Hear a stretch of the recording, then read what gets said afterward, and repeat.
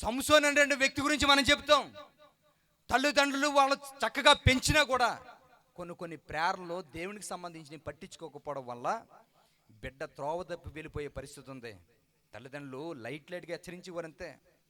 పరిస్థితిని ఎప్పుడు గట్టిగా పట్టుకోలేదు. ఏ శత్రువులుగా ఉన్నారో శత్రువుల చేతిలోనికే వెళ్ళిపోయే పరిస్థితికి గాలం వేసింది సాతానుగాడు. వెంటనే అది పట్టుకున్నాడు. వెంటనే జీవితం పాడు చేసుకునే పరిస్థితికి వచ్చినప్పుడు, దుర్భరమైన పరిస్థితికి వెళ్ళినప్పుడు నిజం గుర్తొచ్చింది. ఏడ్చాడు, కన్నీళ్ళు పెట్టుకున్నాడు.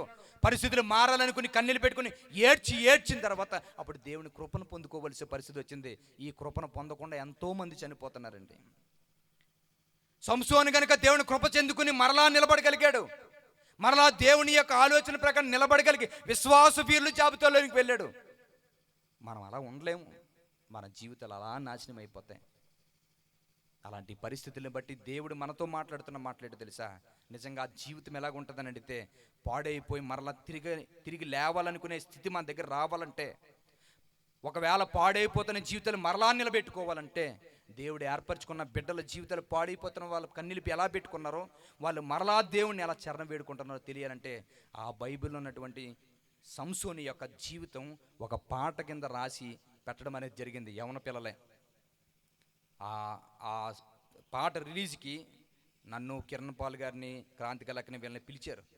దానికి వెళ్ళినప్పుడు అది చూసాం. ఆ సాంగ్ని చాలా నిజంగా యవనస్తులు ఎలాంటి పరిస్థితుల్లో వారి జీవితాలు పతనం అయిపోయినాయో, అలా పతనం అయిపోయిన జీవితాలు మరలా లేవనెత్తుకోవడానికి సంసోని ఎంత కన్నీళ్ళు పెట్టి ఏడ్చాడో, చేసిన తప్పుని ఎలా ఒప్పుకుంటున్నాడో ఒక పాట రూపంలో రాశాడు. నిజంగా యవనస్తులుగా ఉంటున్నటువంటి మీ బిడ్డలు ఎవరైతే ఉన్నారో యవనస్తులు చూడండి.